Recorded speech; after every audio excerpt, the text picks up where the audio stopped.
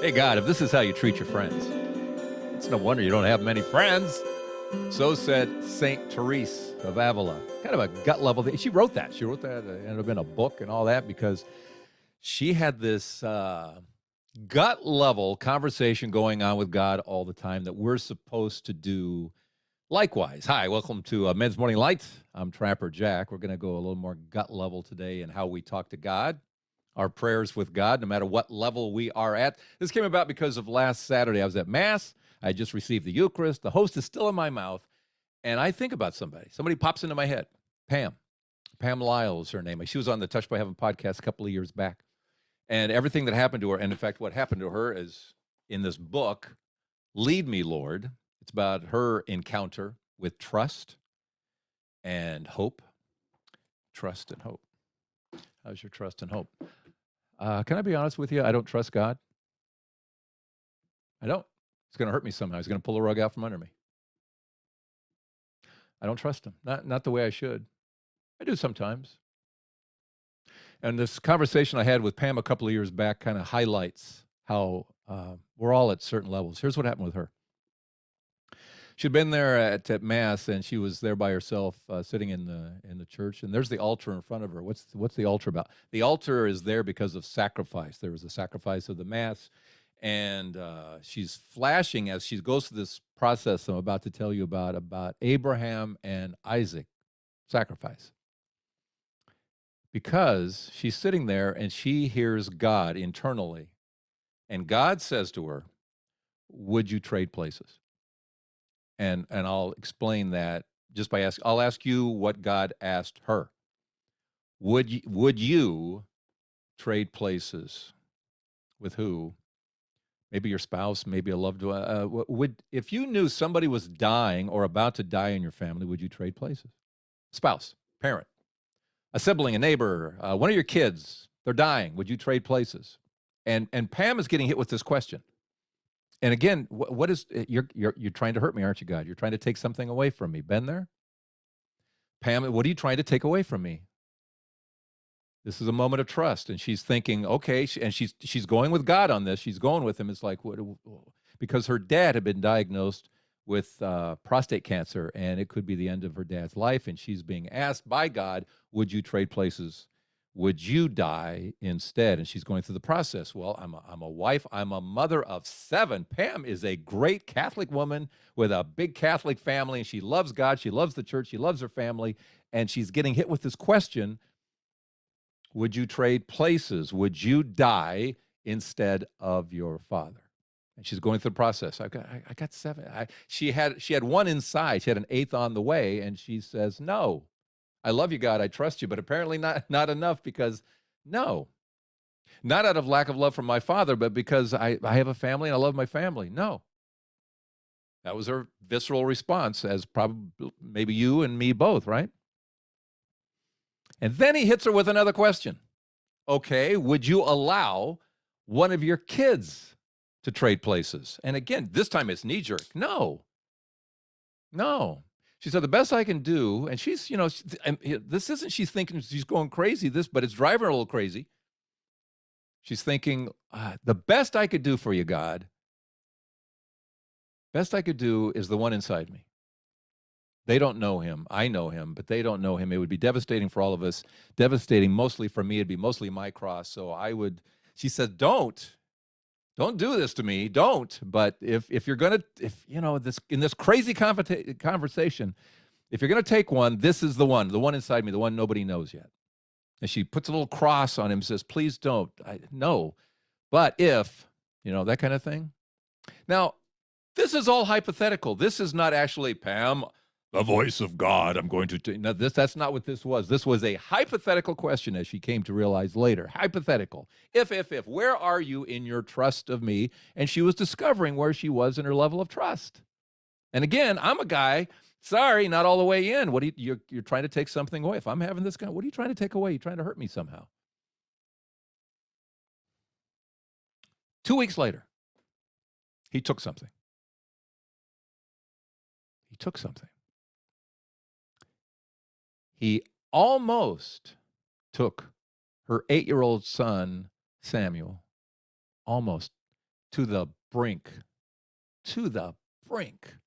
Except in his mercy, what he did was 2 weeks later, 8-year-old Samuel just happened to be standing there with mom and dad when this bundle of blood vessels in his brain burst and he was out, down, collapsed. He should have been dead. But because he collapsed right there and they could get him to the hospital right away, and there just happened to be everything in alignment, thanks to God and his mercy, there just happened to be an operating room available, and there just happened to be a neurological team, surgeon and all, available, and an anesthesiologist just happened to be there. They saved his life. However, Samuel was taken back to being a baby. He was an 8-year-old newborn baby. Everything was taken away. He had to relearn everything, how to breathe, how to eat, how to walk. His left side totally compromised, lost just about everything on his left side. Devastating. I mean, devastating. In the hospital, 73 days. Is he going to live? Is he going to not? Pam said she could tell by the weather how the day was going to go. Sunshine, things were going to look a little up. Raining, not so good. She see a rainbow. Oh, it's going to be a good day. I mean, literally, it felt like God was talking to her out of the sky how the day was going to go. And what is this all about, God? And suddenly her relationship with God switched completely from roses. She had been in the level. See, there's 3 levels with God, 3 levels. And this was explained by St. Catherine. Was it St. Catherine? Yeah, St. Catherine of, no, I'm getting my saints all messed up here. St. Therese? Yeah, I'm forgetting which saint it was. It doesn't matter. Here's the deal. 3 levels. You're either at the foot of the cross, and that's kind of entry level. Entry level with God. It's, there's a heaven, there's a hell. I don't want to go to hell. Fear. Then we go to the heart of Jesus. That's where you realize the benefits, the blessings. You're into a friendship now. Oh, okay. It's kind of lollipops land. Then you go to the mouth of Jesus. The mouth, the suffering. You have now entered a new phase with God and with Jesus. You have now entered the suffering. Where there is great love, there is great suffering. Just look at the cross. Great love, great suffering. This is why the saints have no problem saying, lop off my head, crucify me. Hey, do me upside down. Fillet me. I love you that much, God. You can do whatever you want to. Pam has now gone from roses into this bumpy ride of Christianity where God does test, does allow. There is evil in the world. Bad things happen. Let's see how you do with this one. And he does test us. And suddenly here's Pam, and it's a bumpy ride, and she doesn't know what happened to the roses, and suddenly not so rosy. I'm reminded of this moment about that this kind of a famous story about the woman who was at the hospital. Her husband's been in there for weeks. It's a Catholic hospital, and he is slowly dying, and she's ticked at God. And she walks outside the hospital, and she sees the statue of Blessed Mother Mary. And she walks over to the Mother Mary statue, and there's landscaping, and she grabs some dirt and dirt clods and starts flinging them at the statue of Mary. Security sees this. They come screaming over to stop her, but they're stopped by a nun who says, no, it's okay, it's okay. She's praying very loudly. I'm not real thrilled with you right now, God. What are you doing to me? I love you. I trust you, and you do this to me. It's like, why are you beating me up? So Pam has gone into this stage where she never hated God, but the trust level took a hit, and suddenly she's banging into walls and walking off cliffs. It's like, what is going now? In your prayers, have you noticed at times, in your prayers, it feels like you're being directed towards something, and no, it's a wall. You're going off a cliff. You feel, I swear God just led me this direction, and bam, you get bumped into something. What the? Well, anyway, Pam is going through this. What are you doing to me? This trust. It's in the book again, trust and hope. But he would keep giving her what she called manna. These blessings along the way, these signs along the way, these rainbows along the way, the sunshine along, little signs. Somebody would come up to her and give her a Bible verse, and then she would hear it at Mass that day. Someone would come up and say something, and then she'd hear somebody else say the exact same thing. So she knew God was speaking to her, but still she's going through this process. I'm going to play a little bit of Pam here from the interview from a couple of years back. This is Pam talking about this road which had changed so dramatically for her. I definitely see that moment, the turning point in my relationship with God. Up until then, it had been very like a honeymoon. I mean, like we were just, I couldn't spend enough time with him. He was very clear, but in that one moment, it was like the very beginning of him asking me to surrender. Yeah, more surrender. Time for more surrender. To me, it feels like you're kind of walking in the dark, but you trust in where you're going. You know where you've been, and you can see that he's still there because he still sends messages of consolation that are more along the lines of keep going, keep trusting, keep hoping. And in the end, God does make sense of it. And his word doesn't return to him void. It actually comes to fruition. But keep walking, you keep journeying, even though you really don't know how he's going to make sense of all he's promised. You trust that he will. He said it, so he will. Every time I was told no or not yet, it would take me a good day to recover from that. It was almost like I was getting my heart broken again and again and again by my God, who I love so much.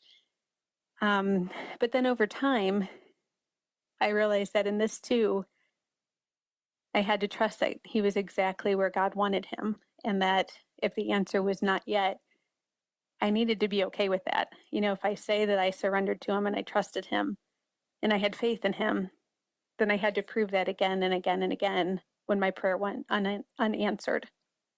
I'm finding that the journey is where it's at, and it, it really has very little to do with the destination. Um, and he does seem to take us on these paths to nowhere, seemingly, or into walls, or off of cliffs, or whatever you want to say. But um, I, it it's all to really take your mind off of the destination and to go back to that surrender and that trust. Um, and I think a lot of people, when they hit those walls, they can say, "Oh, well, perhaps I just got it wrong. I wasn't hearing him clearly." Or, but what I've come to understand is that's only because he sees a tremendous amount of potential in you. And if he takes you on journeys and leads you down paths that go seemingly nowhere, it's not because you got it wrong. It's not because you didn't discern correctly. It's just because he's drawing you into a deeper surrender. Do you think God's mean now? No, no, not at all. I was hurt a lot, and I was disappointed, and I was confused, but I was never angry at him. I felt like I loved him too much at that point. Because I've also found that to be in conversation too. Just how could a loving God, I mean, in our own household, we've had those conversations. How could a God who loves us do this to us or allow this to happen? And, it can't be that Satan won, and we're just waiting for God to save us from it. We had to find the love of God in the cross. And we really did. I mean, we've been witness to all the good he's brought out of it, and everything he does, we understand it's for our good. That's part of the growth. There were 3 times in a row when I was driving home, and this beautiful sunset, it would be in my rearview mirror. And when things happen more than once, I start to, of course, pay attention. This one day in particular, I remember looking in my mirror, seeing the glorious sky behind me, and I was just thinking, why is it always in my rearview mirror? I want to see it. And it couldn't have been 2 seconds later. My little Julianne in the back, she goes, "Hey, Mom, you know what?" And I said, "What?" And she goes, "God's behind you." And I said, "He is." And she goes, "Yeah, he's whispering in your ear." She's only, 3 years old at the time. I mean, I don't know, just little forget me nots, little love notes just sprinkled about. I'm still receiving the manna. I'm sustained by, yeah, the manna on the journey, calling me to a little bit of a deeper surrender. God's right behind you. He's right behind me. He's always with us. He is always with us. And what does she say? And this is so perfect. It's about the journey, not the destination. I want the destination. I want to get over there. I want to be there now. How about you? I want to, but in the midst of our prayers, and prayer in the catechism, it says it's a wrestling match. I think it says something like that. I may be paraphrasing. Prayer is a wrestling match. Just about the time you think you have it figured out, guess what? You don't. It's this ongoing wrestling match with God. This is what I want. And sometimes, boom, it's there. Sometimes he gives you stuff before you even ask for it. Boom, it's there. Oh, thank you, Jesus. It's all everything. It's lollipops and roses. And then there's that thing that just hangs there, right?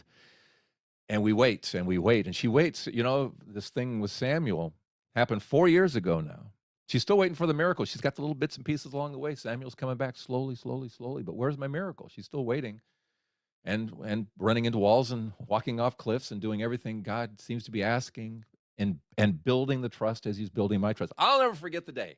I knew I was going to have my blindness healed.